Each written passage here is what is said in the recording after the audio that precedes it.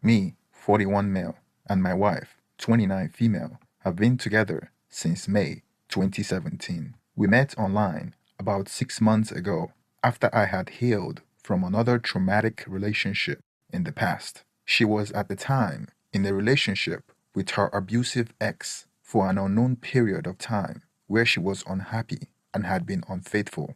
I didn't know this at the time, but would later find out once all the lies and such came out.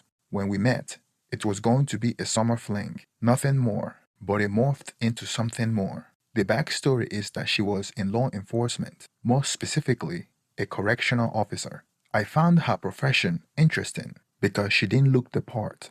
I remember asking her how an attractive woman like her would be working in an all male prison, and she said it's a minimum security prison, and her current role doesn't require her to interact with inmates. When I asked her if she had considered doing something else that matches her looks, she said it pays well and it's a challenging position, and she would like to prove that she could do it. I found her interesting, to say the least. Our bedroom life was awesome. She likes to try different things in bed, and we tried every position known to man because she gets easily bored with traditional positions. She enjoys aggressive excess and BDSM.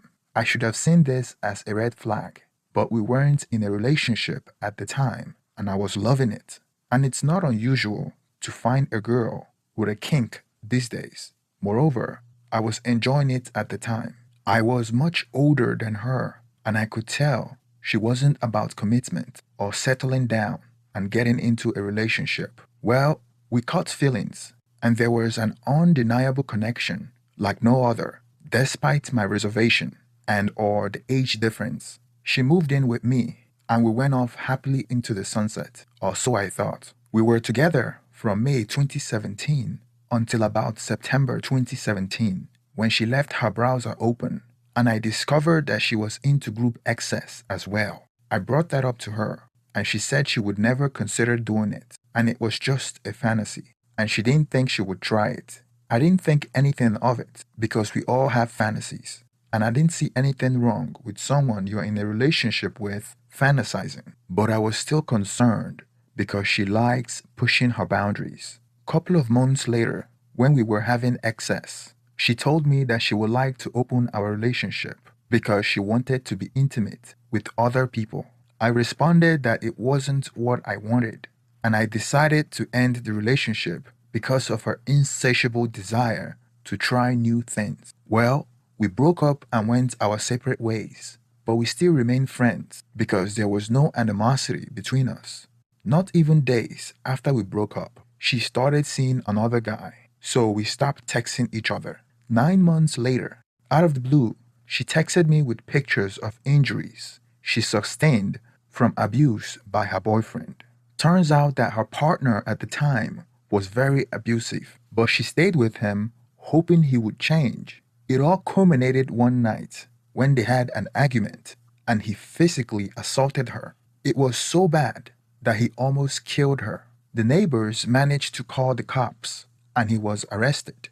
Come to find out, her partner had multiple felonies on his record, and he used to be an inmate in her prison. More on that later. She reached out to me and we started texting. Then I visited her at the hospital multiple times before she was discharged from the hospital. When she got out, we kept in touch. After she fully recovered, we ended up hooking up a few times, but never fully reconciled because I wasn't sure about her attitude about open relationships, and I know that I wasn't open to it. I told her that my opinion about an open relationship hasn't changed.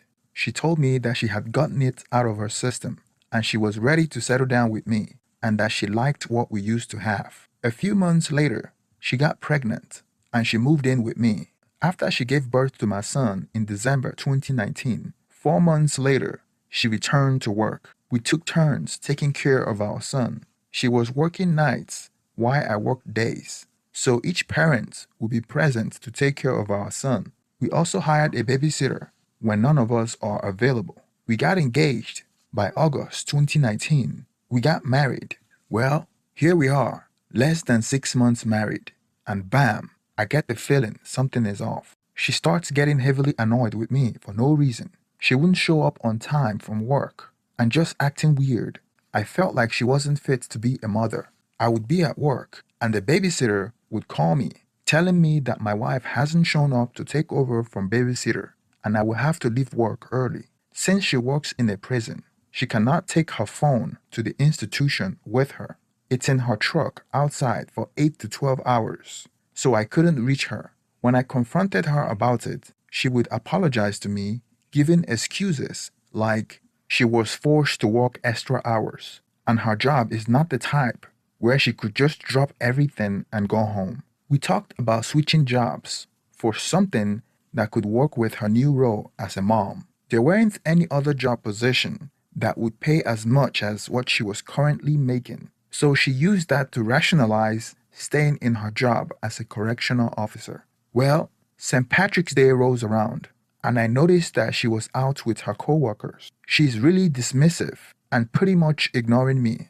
I call her out on it, and she of course say I'm crazy and dramatic. I bluntly ask her if there was someone else. She says no. I ask if she regrets getting married and having kids, and why all of a sudden we don't fit in her life. That is how it felt. She told me that I was overreacting and that having a child and getting married seemed like it all happened at once, and she's trying to balance it, and that I was being selfish and inconsiderate. I was frustrated because I have a gut feeling that something was off, so I accused her of having an affair and hiding it. We have this big blow up fight, and she vehemently denies everything. When she fell asleep, I decided to check her phone.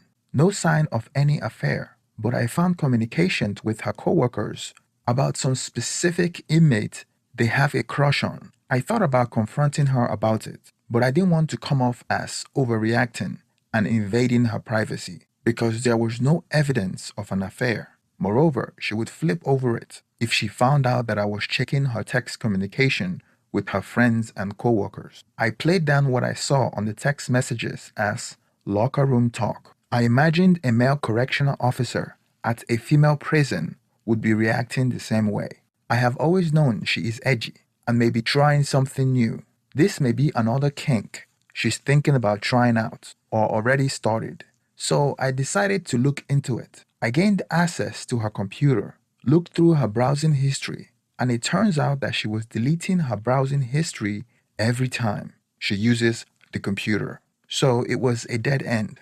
Since she has a history of abusive ex-boyfriends, I decided to look into the records of her previous ex-boyfriend for the first time. I did a background on him and found out that he was an inmate at the prison she works out at, which raised a SHT tons of alarm bells. All of a sudden, the innocent locker room talk on her text exchanges with her coworkers wasn't so innocent anymore. I thought maybe she was dating another inmate on the side and claiming that she was working longer hours. So I bought a GPS and installed it in her car. Over the next few months, our relationship seemed to be improving. I wasn't receiving any calls from the babysitter, and my wife was coming home when she was supposed to. Furthermore, the GPS installed to track her movement indicates that the only place she goes to outside of work is to the bar with friends, and everything checked out. I removed the GPS tracker from her car before she finds it. I took my foot off the gas from constantly being on detective mode. I soon stopped suspecting that she was committing an affair and completely trusted her. Fast forward July 2021, our son was 2 years old. Out of the blue, she told me that she was no longer comfortable working as a correctional officer and wanted to find another job. When I pressed her on her reasons, she claimed that her job was becoming stressful. I didn't ask her any more questions because I have always wanted her to quit her job, since I know now that she met her abusive ex there when he was an inmate made me support her idea of switching a job even more. A day after she claimed that she quit her job, I woke up in the middle of the night to go to the bathroom and found out that she wasn't on the bed. I went to the living room and heard her sobbing. I startled her when I showed up and caught her crying. When I asked her what was going on, she tried to hide her tears I pressed her on why she was crying, and she kept saying nothing. I was concerned. I knew that something was wrong, and she was having a difficult time sharing it. 2 days after she told me that she quit her job, I went to yahoo.com to check my mail, and a local story section caught my eyes. It was reported that there was an incident of an inappropriate relationship between an inmate and a correctional officer. Being that my wife was a correctional officer at that prison and it's a local story, I clicked on the news report. The name of the correctional officer wasn't mentioned, and many of the details were not mentioned either. But the news report about a correctional officer that had an inappropriate relationship with an inmate. They mentioned that the relationship was physical. The story mentions that the evidence was exposed during a random cell search or a random shakedown. That was where the story stopped. Then I went to the website of my local newspaper to see if they had more details about it. That was when I read about how they found an inmate's cell phone. And on the cell phone, there were pictures of a correctional officer doing an act with at least two inmates. And they found pictures of nudes from the officer. The female officer was fired from her job and could possibly go to prison. It didn't take much to put two and two together. I confronted her with this news report, and she broke down crying, telling me that she made a big mistake and didn't know that she was being recorded on an inmate's cell phone when she was having excess with another inmate. I was shocked by what she just admitted to. I didn't have to push for more information because she was voluntarily talking. She said that she has been having an affair with one inmate and he forced her to also sleep with his cellmate. My mind went back to the reason why we broke up in 2017 when she was obsessed with open relationship and group excess and how she's always pushing the boundaries. I am sure she was lying about a few details, but at this point, it doesn't really matter. I was sure she was telling the watered down version of what actually occurred. I just can't believe how someone can throw everything away and risk so much for a short term pleasure. She's a mother and a wife, and she threw that away for excess with inmates. This is some type of hybristophilia behavior, and she needs a serious mental evaluation. After she confessed to me, I didn't know where to start. I regretted taking her back. It was clear that she had some deep mental issue that have come back to bite me in my behind. All I thought about was the future of our 2-year-old son. I asked her what the next step is, and she told me that she's looking for a lawyer, and there's a chance that she could go to prison. She was crying the whole time she was confessing. It was hard to hear what she was saying. I couldn't imagine this level of betrayal, but divorcing her was the last thing that came to my mind at the time. There wasn't a moment to cry or kick her out of the house. It was quite possible that she would be going to prison. So all I thought about was who was going to raise our son. I can't imagine raising a 2-year-old alone. So I went online to investigate what would happen to her. I found out that she may have to spend time in prison. More information came out on the news that she was not only having excess with multiple inmates, she was also smuggling a cell phone and other contraband items to them as well. And of course, she didn't mention that in her confession to me. I grilled her every day on why she did it. She didn't gain financially from it. My opinion is that she gets a kick out of the control the inmates had over her. What she did was beyond believable. But looking back, it shouldn't have been much of a surprise to me because the signs were there and she hid it in the open. Her kink behavior was a dead giveaway. She even admitted to me during her confession that she knew what she was doing was wrong, but she continued to do it like an addict. There is a reason why all her exes were abusive to her, and I was the only normal person that she had dated.